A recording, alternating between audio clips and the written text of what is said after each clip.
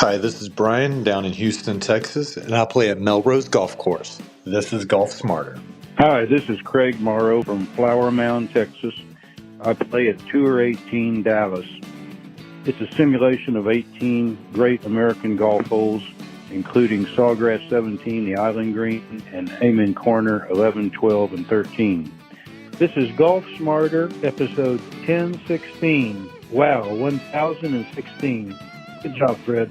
Just doing those mobility exercises gets rid of a lot of pain for them. They immediately will start to I'm turning more. I'm not sore after I play the round of golf. Particularly like guys who were good players when they were younger. They understand the movement they're supposed to do mentally, but physically they can't do it. You give that guy mobility in his hip back and his buddies are like, oh my God, what'd you do? Not to mention his ball's going farther than theirs now.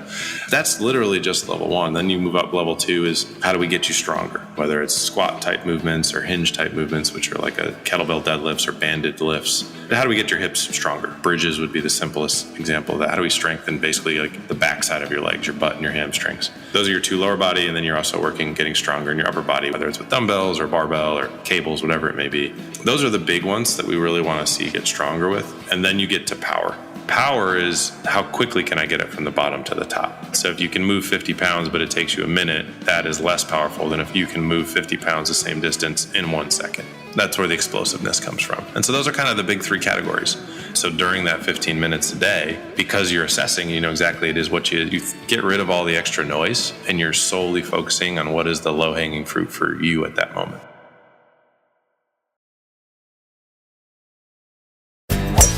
Fitness myths that will surprise every level of golfer with Chris Finn of Par for Success. This is Golf Smarter, sharing stories, tips, and insights from great golf minds to help you lower your score and raise your golf IQ. Here's your host, Fred Green. Welcome back to the Golf Smarter podcast, Chris. It's a pleasure to be here, Fred. I'm excited. You've been on a bunch of times, and we've done this for years now. But now you're a podcaster. I was inspired. There has been inspiration. It took me a lot of years to get up the gusto to have the courage to start my own thing. I think I'm not going to lie. I've learned a lot. I've been on a number of podcasts, and it is interesting. Podcaster to podcaster, you go on different shows, and there's different levels of preparation that people do. There's different levels of quality that people have. Some people are in a room with like dogs going off, and other people are recording. It's fun. You see the different software people uses to make sure that you don't catch any lag or anything. And you're definitely, you're over 1,000 episodes at this point, I believe. So you've done this a few times, not your first rodeo. And you definitely were one of the first ones that I was around. I was like, oh, that's how the professionals do it. Smoke and mirrors, my friend. Smoke and mirrors. So I think, I'm excited. We have our, the Golf Fitness Bomb Squad is one that I think we're only like 800 episodes or plus behind you. But it's been fun because it's, we do on Wednesdays, we typically will have a guest. So we'll have somebody on that we're kind of talk shop, and whether it's in the instructional world or the fitness world or whatever it may be. So that's kind of fun because it's an interview. And then on the second one I do 2 every week.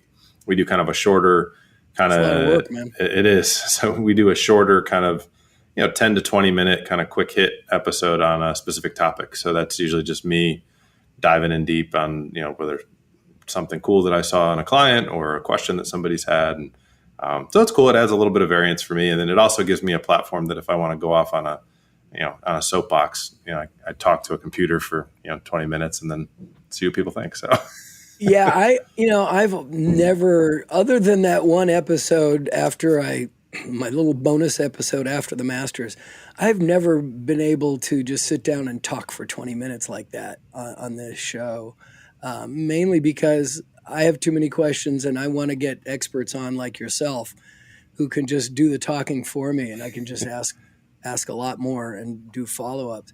When you kept saying we do this show, it's not just you?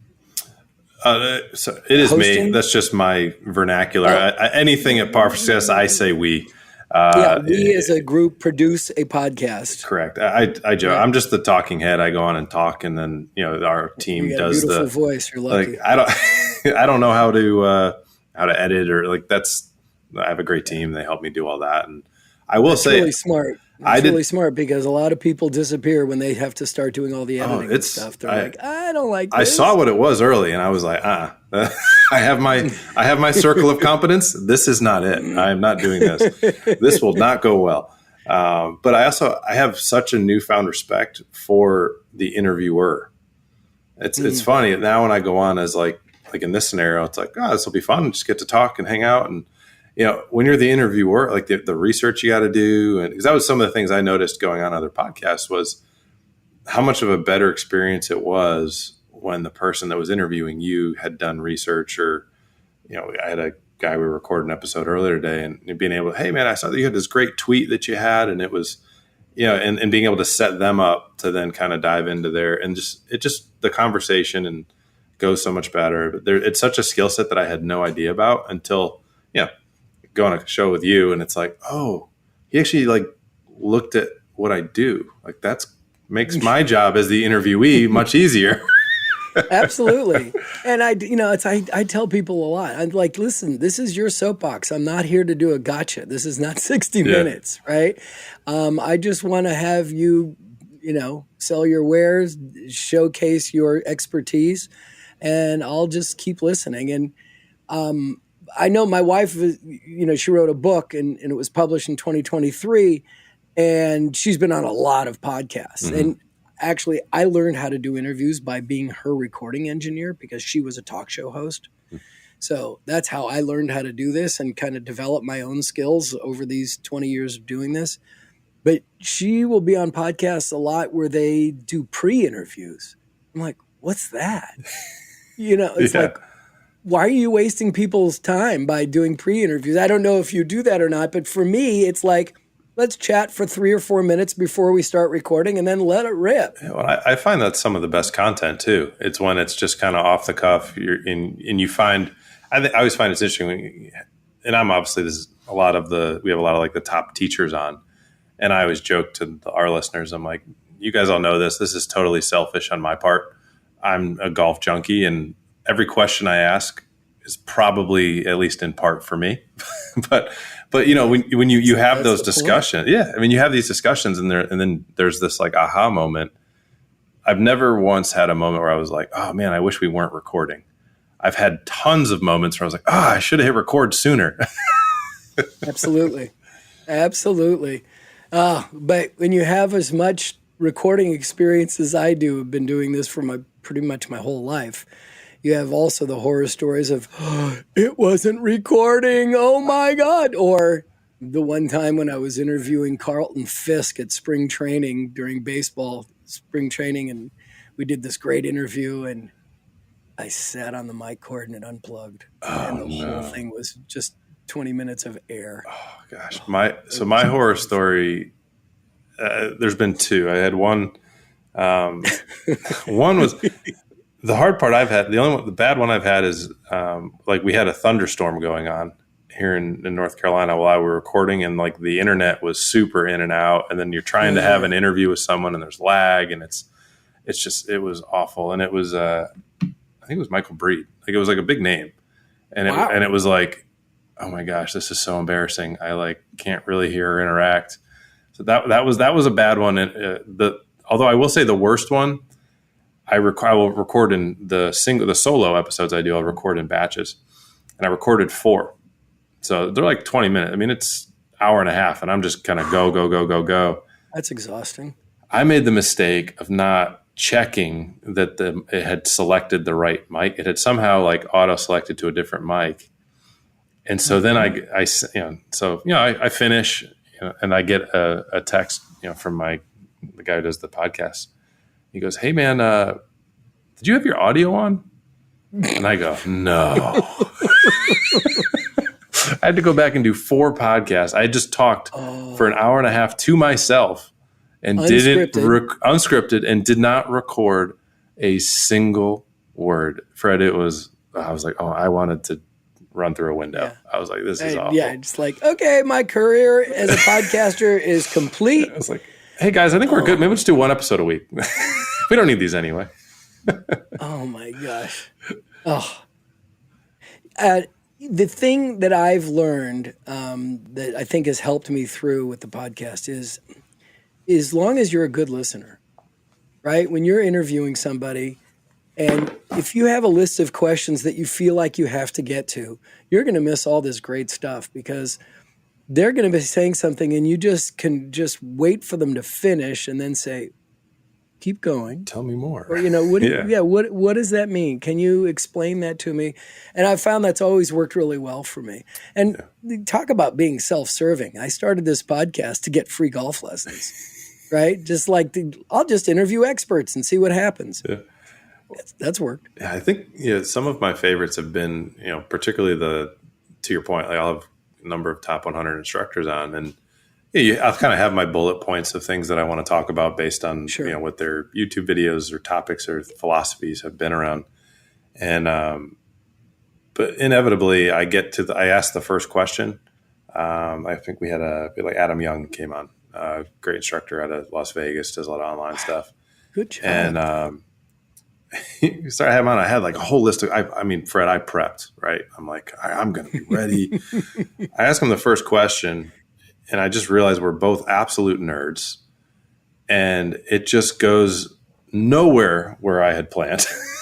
And it was the greatest episode of just going into the weeds, and he's pulling up videos on his computer and sharing his screen, and we're talking through different. This is what I see physically. This is what he sees instructionally, and I think it just. To your point, I think when you can go those directions, that to me is one of my favorite things about doing the podcast is I inevitably, in every guest I have on, I learn, whether it's from a fitness person, whether it's from a medical person or a, instructor, whoever it may be. There's always a learning. And that's, I never will get off a podcast like, oh man, all right, that was a waste of time. Actually, that's a lie. That happened once. But more than once. Then we had to work on our screening process on who we let on the podcast. But that was an awkward email. Hey man, we lost the episode recording. We're not going to be able. It turned into like a whole sales pitch of like there was no value add content at all. Well, let me just say to you that there have been episodes that I've finished going, okay, that was really a waste of my time. That was useless information. Yeah. I didn't get anything from that, and I'll publish it. And get emails going, that was one of the best episodes you've ever done. Yeah. That was so just don't beat yourself up. Just get the content out there. Yeah, no, it's been a fun learning experience. We're 2 years in. We're getting close to 200. It's just been it's been fun. And I love also having you've had me on a couple of times. You've been generous to do that, and I always find it's fun having people back on. And then, hey, last time we talked, this is where you were at. Where are you at now? And it's been fun to do that. And I will say my interviewing has definitely. I listened to the first couple episodes. I was like, oh gosh, that was terrible. And then I'm sure I'll say the same thing. And a year from now, I'll listen to what I'm doing now and be like, God, you were terrible, Chris. But that's how we get better, and that's the fun part of it, right?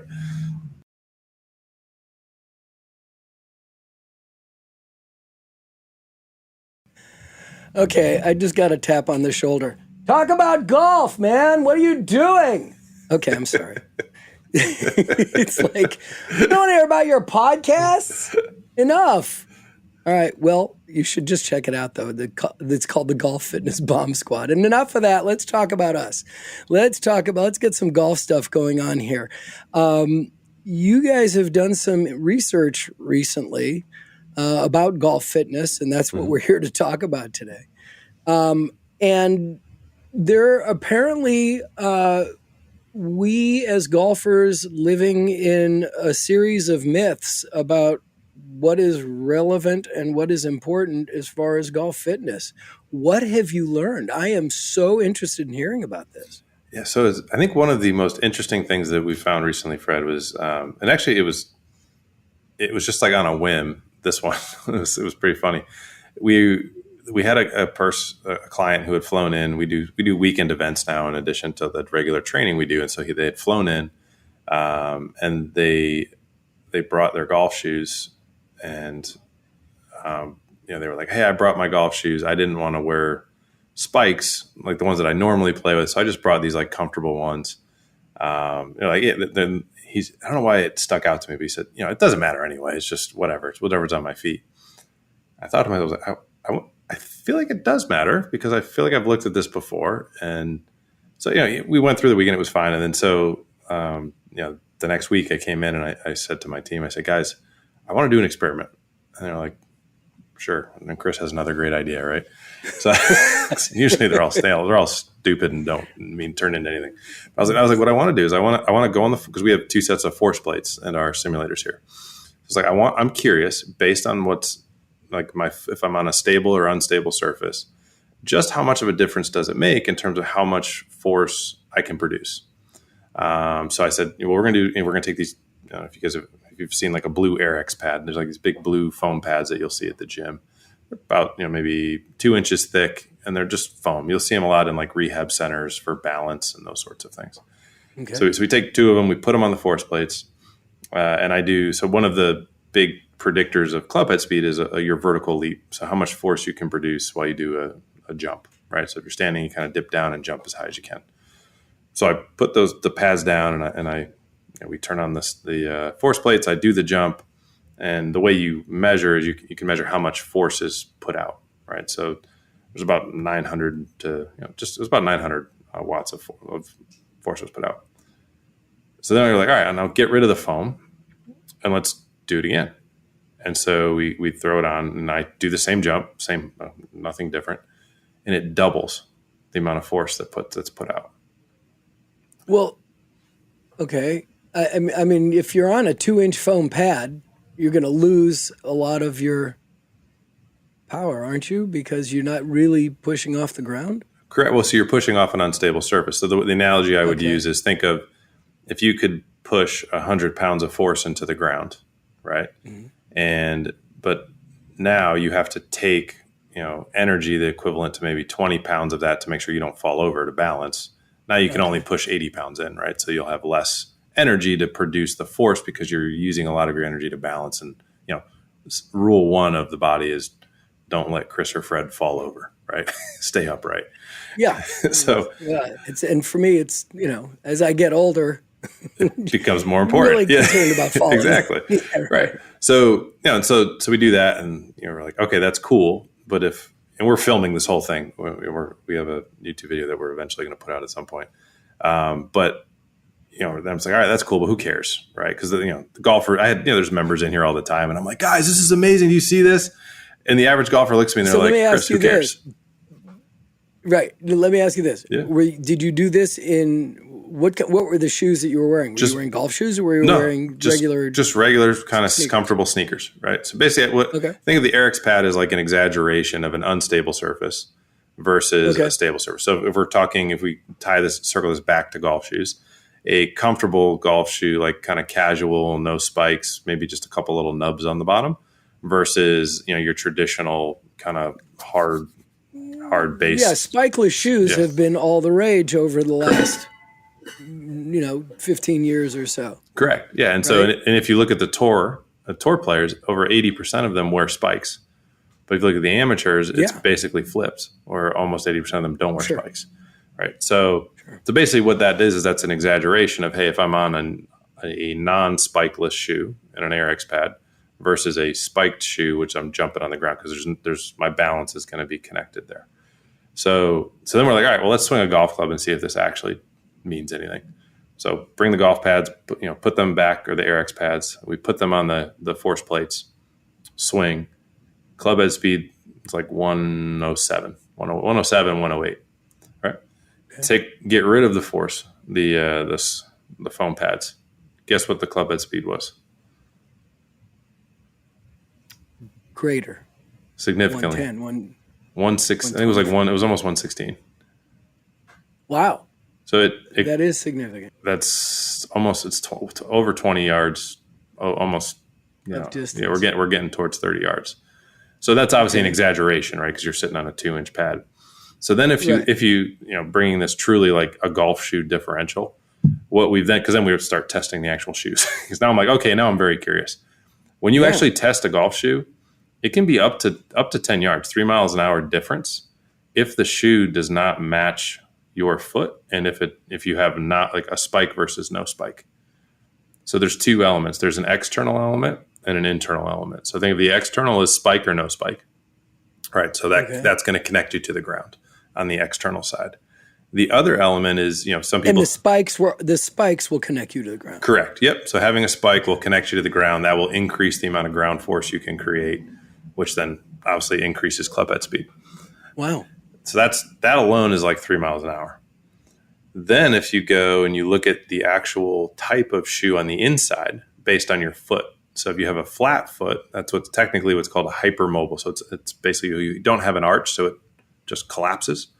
If you get into a shoe that's going to give you a little bit more support, give you a little bit more of an arch, it actually gives you better connection to the ground. That will increase the amount of force you can produce even more so for more speed. Versus if you have a very high arch, that's called a rigid foot, right? It doesn't collapse at all. Getting a shoe that actually promotes a little bit more mobility to promote a little bit more connection to the ground will also increase your club speed, because it increases the amount of connection you have, which increases the amount of force that you can produce. So there's an internal element and an external element to the shoe. We're not even talking about the fitness element that then adds on top of that. This is like just simply, people talk about the ball rollback and literally just getting the right shoe totally erases any ball rollback. Like it's 10 yards immediately right there. And I think it's such a overlooked element when we're talking about performance or fitness for golfers, of what is the footwear that they are or are not wearing. So it was just a fun study that we did. And it was like the 1 out of 100 where I was like, that actually showed something. It exaggerated it. And then when we tested it in an actual golf shoe with spikes versus not with spikes, it actually carried over as well too. So for the average golfer, how do I translate that information? So for the average golfer, wearing spikes will increase your club head speed. Or I should say this, wearing spikes will increase the amount of force you can produce into the ground. So if you produce the force at the wrong time, you may not see an increase in club head speed. So meaning, if we think of a professional golfer swinging a golf club, they are going to produce the max amount of force. Think of like a vertical, like drive into their lead leg from the top of the swing until lead arm is parallel to the ground on their downswing, right? An amateur golfer is going to typically produce all that force too late. So at impact or after impact. And when we look at ground forces, the amount of vertical force you can produce into the ground, so the amount you can push into the ground as if you're going to jump, particularly in your lead leg, the amount that you can produce, and assuming you do that at the right time, has a direct connection to drive. It causes club head speed to go up. So having the better connection through footwear is going to give you the opportunity to produce more force. There obviously is the caveat. You got to produce it at the right time. So there's a skill element there. But the other piece physically, in terms of what that means for the golfer listening right now, if you go out and say you're wearing a casual shoe right now, and you go out and you're like, all right, I listened to this guy. He said to go get shoes that connect me to the ground with spikes in them. If you go buy spike shoes, but you don't have the hip mobility to actually clear into your lead hip, right? Well, now you're just going to wrench up your knee or your back because your foot is now planted and your hip doesn't move. So, and typically what you'll see in these guys, if this describes you listening right now, what you're seeing in your spikeless shoe is as you swing through impact, your lead foot will spin out. Right? It basically releases because your hip isn't giving you anything. So it's going to release from there because your knee joint is not a rotary joint. So it's a very interesting discussion, because I think it's relevant for a lot of things when it comes to speed and performance. As a golfer, we want the quick fix. So we're going to go do the speed training. We're going to go buy the speed training thing. We're going to go buy the new driver. Don't just, I'm going to go buy the new shoe that's going to connect me to the ground quicker. But if you don't have the physical capabilities to stay safe while adding the speed, that can lead to injury. And I think that's always the caveat that I'm always preaching about is adding speed is easy, right? If you're solely saying, I don't care about getting hurt, I just want to swing faster. Great. Do speed training, get a really long club, get 48-inch shaft, and get your foot connected to the ground. But if you don't have the physical prerequisites, basically, to allow that to be done safely, then you do potentially bring an injury risk for sure.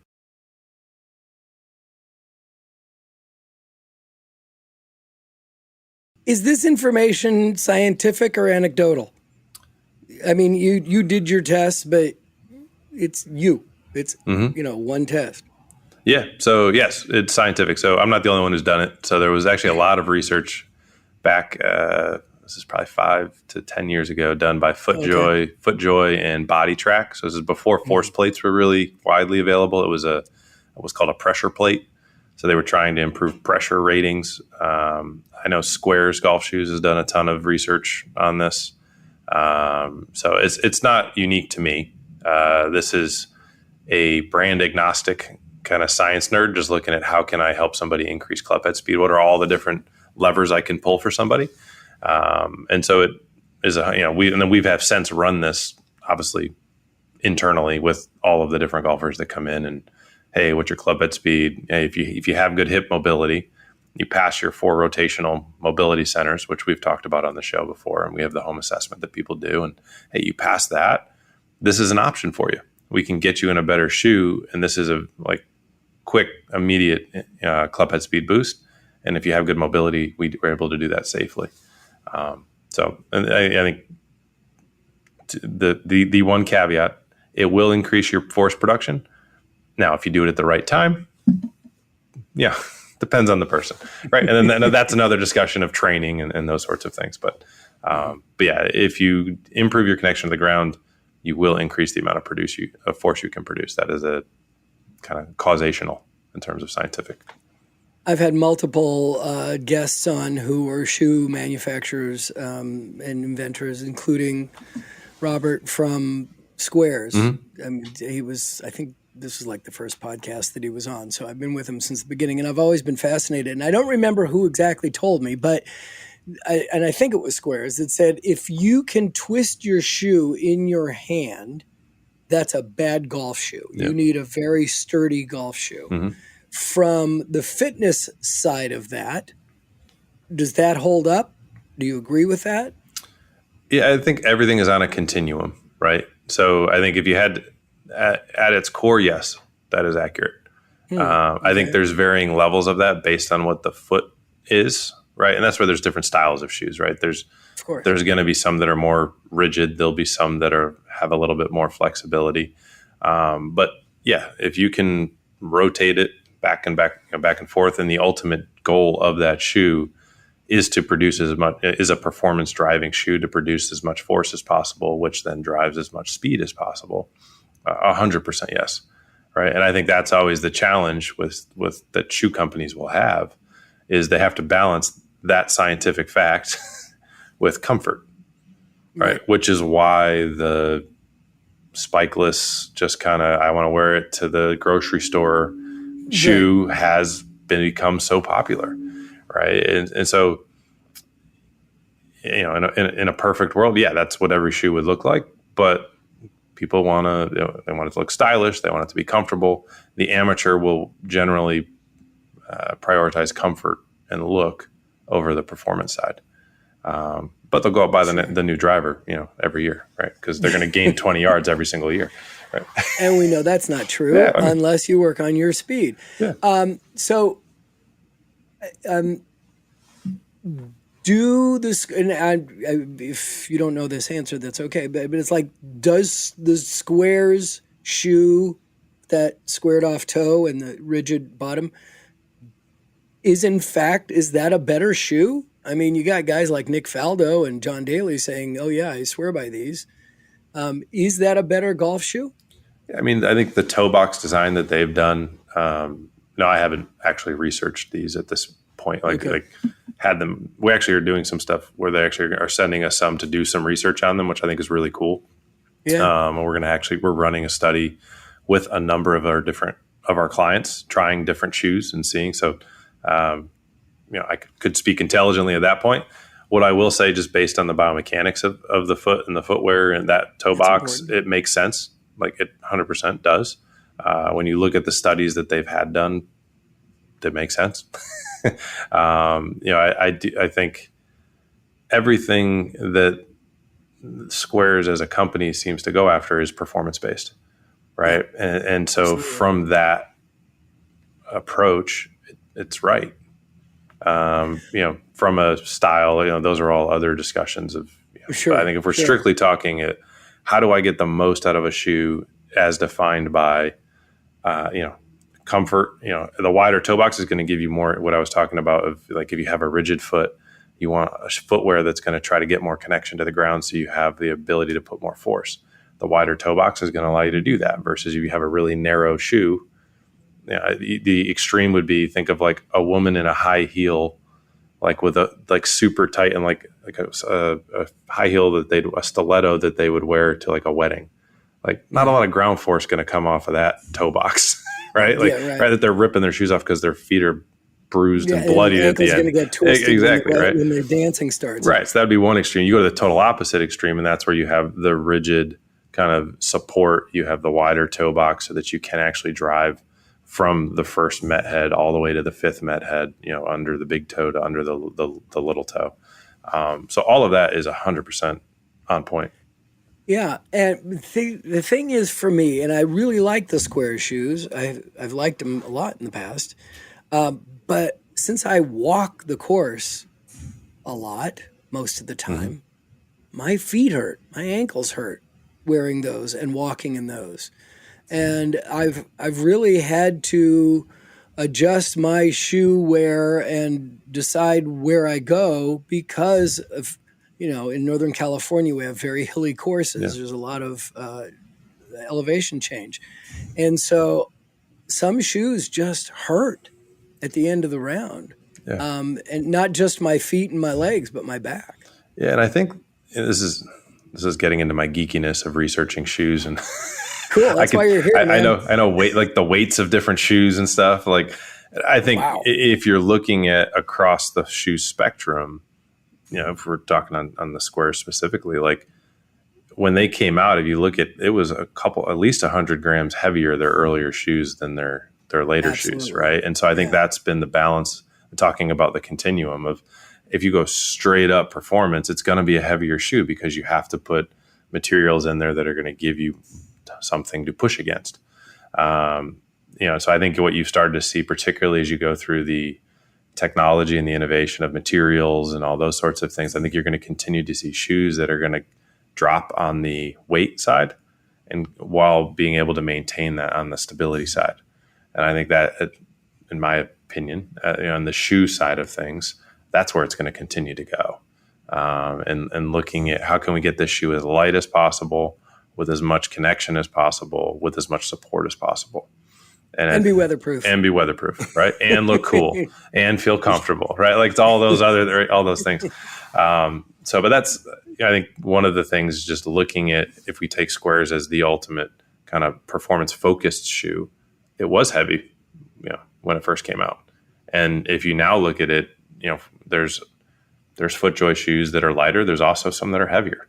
Like there's other brands out there that now, the Square shoes are not the heaviest. And I think you're going to continue to see that across the shoe spectrum, across all those companies.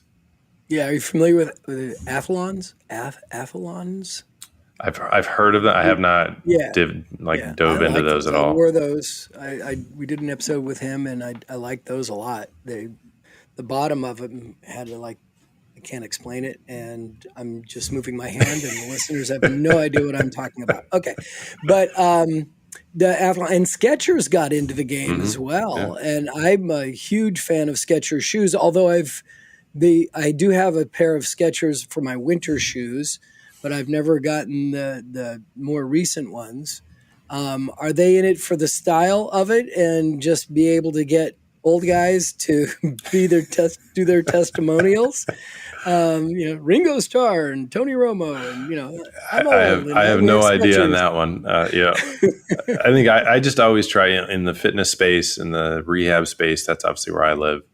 I just always try to boil it down to kind of first principle thinking, right? And if I'm talking about performance, what are the first principles of a footwear ground reaction forces in connection to the ground? And that's it needs to be connected. It needs to be stable. You need to have, basic physics. Force pushed down against will get a reciprocal force back up, right? So if I have more to put something against, I'll get more back up.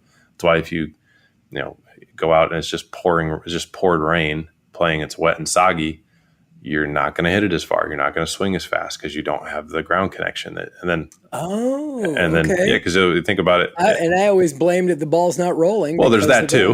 It's also going to stop and not go anywhere. But think of the Air X pad experiment that I just talked about. To a lesser degree, if it's super soggy, you're basically hitting off Air X pads, right? Your feet are slipping a little bit. It's a little mushy.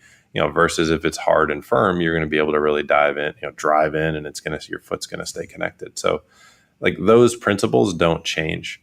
Obviously, there's preferences on style and comfort and all those sorts of things, and the different companies take different approaches there. But the first principle, the foundational principles of producing speed from a performance standpoint, don't change.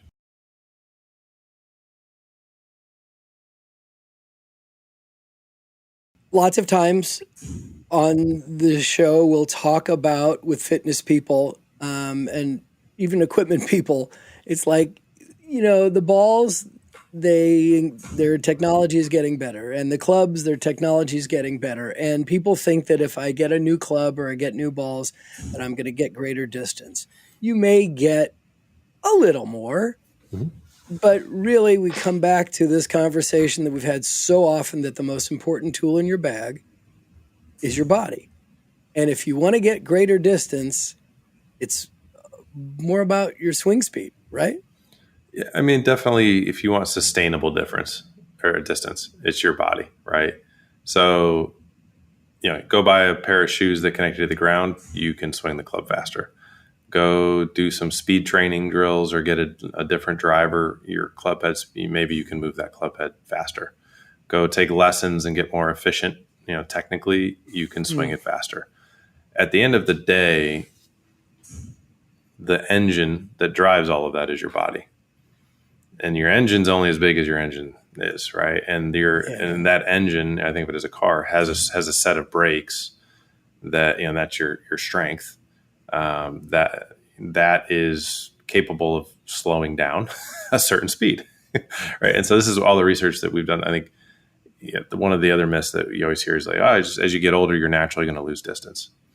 Like, okay, yes, but the average guy but when we look, and the average guy who doesn't do the right stuff, what we're seeing in our database at this point is over 15,000 guys that we've seen change data. We've got a number of guys that have been in the database for over a decade. Wow. You're seeing guys lose, if they don't do the right things, they will lose 10 miles an hour a decade.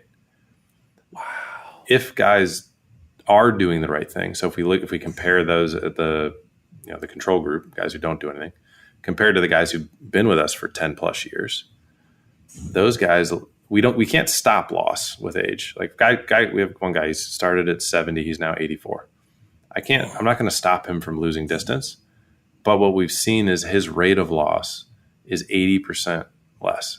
So instead of losing 10 miles an hour, he's only lost 2 in the last 10 years. That's significant. It's massive. And that's because he's working out regularly on the correct things to work out. Yeah. So he's got his engine, right? And so he's making sure he's mobile in his hips and his spine and his shoulder and his neck. And he's making sure that he's strong enough to support the speeds. With our database at this point, it's just a math equation, right? You say, hey, Fred, how fast do you want to swing? You say, I want to swing 100 miles an hour. 200 miles an hour. 200, great. We'll go for 200. We have an equation for that. You'd still be 30 miles or 27 miles an hour faster than the world long drive guys that we have. But they're kids. Records are made to be broken. But you say, hey, I want to swing whatever it is, 200 miles an hour, 100 miles an hour. I'd love to get to 100. Yeah. So we say 100 miles an hour. We can say, hey, well, if you want to get there, to do that safely, meaning you can swing 100, but physically your body's able to do 105. Right, so you're not redlining every single time. Your mobility in your hip needs to be X amount of degrees, and we do it. We can do it based on your age, because At 50 versus at 20, to swing 100 miles an hour, the mobility requirement is different. The strength requirement is different in terms of to do it safely. And so that's what you can say based on your age. These would be the degrees of mobility you need in your joints. These would be the strength numbers of a squat movement, a hinge or a deadlift movement, a press, an upper body push movement. Right. These would be that's your braking. So it's like, how good are your brakes? And then there's power tests. Your lower body, how your vertical leap, how much force can you produce through your legs? And then also your upper body push power, how much force can you produce through your upper body? Think of that as like, how many RPMs do you have? Right. So think of a car analogy. Think of your mobility as how good are your tires? Your strength is how good are your brakes? And then your power output is how big is your engine? And when you can match, I would like a plug-in hybrid. Hey, or even get an electric one. Right? Those Teslas go, whoo. But and what it's just a math equation. You say, hey, this is the speed I want to be at. This is my age. Then okay, these are the physical things that we need to train up for. And so I think when you talk about the other gentleman, Dennis, he's one of my favorite guys in the world. Like when people come in, the average guy picks up 6 miles an hour in the first year, right? So if you think about it, it's because they're not optimized. So the average guy is going to pick up 6 miles an hour year one. And then if he does nothing else, if he doesn't gain ever again, which they actually tend to gain about another 2 miles an hour each year for the next 3. Let's say they stop at 6. If he loses 2 miles an hour every decade, we got 30 years till he's back to where he started, which is crazy. Yeah. But there's this myth that, hey, once I hit 50, it's all downhill. Or for some guys, it's once I hit 30, I'm all downhill. Right? It's, oh my God, I'm turning 70. Yeah, right. But then I'm toast. It just changes, right? It's based on perspective, right? You're almost 70 now. You're like, hey, when I was 30, man, that was great. Right? The guy who just turned. I didn't play golf until I was in my 40s. I'm really screwed. Didn't care. But I think that's a huge myth that a lot of people have, is that this idea that when I get older, I'm going to lose. And I've yet to meet a guy over the age of 30 who came in 100% optimized, meaning they had nothing to gain. And we were totally in just loss prevention mode. So, all those guys, everybody comes in, they all can gain. And then if you just keep doing the right stuff, like 15 minutes a day, like it doesn't take a lot, guys, you can truly only lose like 2 miles an hour a decade. And all your peers are losing 10. Tell me, give me 15 minutes a day. What do I need to be doing? I'd love to do. I will do 15 minutes a day forever. Yeah. Well, I think that's where we always start with the assessment. So you do your mobility assessment. So I always think of remember the old nutritional pyramid, right? Mm-hmm. And then we realized that it didn't really make sense, and whatever. Anyway, that's another rabbit hole. Catch up at the top of the list. Exactly. Right. So remember where carbs used to be at the bottom, right? So that's think of that as I think of golf performance. Think of it as like a performance pyramid. I think of that's your mobility, right? So if we use the car analogy, those are your tires, right? So the first step is to assess your hip internal rotation, which is your ability to rotate into your trail hip on your takeaway and into your lead hip going through impact. At almost 70, we want to see that 35 to 40 degrees, both most importantly on your lead side. Then we'd look at your shoulder rotation. So think of like a pitcher throwing a pitch, or a quarterback, right? And then they kind of sling their arm back. That movement needs to be at almost 70. We want to see that probably about 5 degrees beyond spine angle. So if you think of if you kind of have your arm up, elbow shoulder height, 90 degree bend in your wrist, or in your elbow, and just kind of rotate your arm back like you're going to throw a pitch, right? Mm-hmm. That forearm should get, if 0 is, if it's equal to your spine angle is 0, it should get 5 degrees past. It's easy when you're sitting. You got to do it when you're standing in golf posture, right? Because now you got all of a sudden. But this hurts. Yeah. Because now you have to fight gravity, and you're doing it in the specific position that you would do it when you're playing. Okay, right? I'll stop doing that. So you got to pass. Those are the two big ones that everybody struggles with. There's also we look at thoracic rotation, which is, if you have your arms crossed on your shoulders, rotating as far as you can each direction, right? Getting towards 70, we want to see at least, 50 degrees each way, So if you think of if you're facing a computer screen, that'd be 0. If you turned totally sideways, that would be 90, right? So can we get halfway there? So a spinning chair makes that easy. Oh, yeah. darn it. Busted. Yeah, right. But think of that as like your base level, right? And so that's step 1. And if we don't pass there, all we do for 15 minutes a day is we work on improving those areas until we start to pass them, or we get to whatever. Are there specific exercises that I should be working on, since you're in North Carolina, right? Yeah. And I'm not. Yeah. So this is that's why we work with people. We do this with people all over the world, right? So. Oh, you do this remotely? Oh yeah. 90% of our business is remote. Yeah. So we work with over 1,000 people around the world. And so this is where, we'll personally, if we get off this, we'll get you an assessment and we'll give you all the stuff you need to do. But, for everyone listening, your first step is typically going to be, soft tissue work, which is, rolling on a foam roller, using a lacrosse ball, right? We got to get the tissue. I was using the analogy, every muscle has a sleeve around it. So if you're wearing a sleeve, if you raise your arm up, your sleeve slides down your arm, right? If you grab the bottom of your sleeve and hold it in tight to your chest, all of a sudden your arm doesn't move anywhere, right? Because the sleeve is restricting it. So basically the goal of the soft tissue mobility is to basically remove that restriction. So think of like your arm is almost duct taped to your side. We got to rip off the duct tape. And that's where we see huge improvements in mobility, like very like week, 2 weeks. All of a sudden you go from, hey, I got 10 degrees and it's cramping, to, hey, I can get to 20 or 25. Like I've doubled it. And that just doing those mobility exercises for people gets rid of a lot of pain for them. They immediately will start to like, oh, I'm turning more. I'm not sore after I play the round of golf. Like, oh, I wasn't able to move my hips first. Like particularly like guys who were good players when they were younger, right? And they understand the movement they're supposed to do mentally, but physically they can't do it. Can't do it anymore. You're right. You give that guy mobility in his hip back, and it's like, and his buddies are like, oh my God, like, what'd you do? Right. And not to mention his ball's going farther than theirs now. But that's literally just level 1. Then you move up. Level 2 is how do we get you stronger? Right. So whether it's, squat type movements or hinge type movements, which are like whether it's kettlebell swings or, kettlebell deadlifts or banded lifts, right? How do we get your hips stronger? Right. Bridges would be the simplest example of that. How do we strengthen basically like the backside of your legs, your butt and your hamstrings? Right. So those are your 2 lower body. And then you're also getting stronger in your upper body, which, like a bench press type movement, whether it's with dumbbells or barbell or cables, whatever it may be. Those are the big ones that we really want to see get stronger with. And then you get to power, right? And power is how much force you can produce and how fast you can do it. So where strength is like, if I'm going to push 50 pounds, it can take me 2 minutes to get it from the bottom to the top. I just need to move it. Power is, can I get it from the bottom how quickly can I get it from the bottom to the top? Right. So if you can move 50 pounds, but it takes you a minute, that is less powerful than if you can move 50 pounds the same distance in 1 second.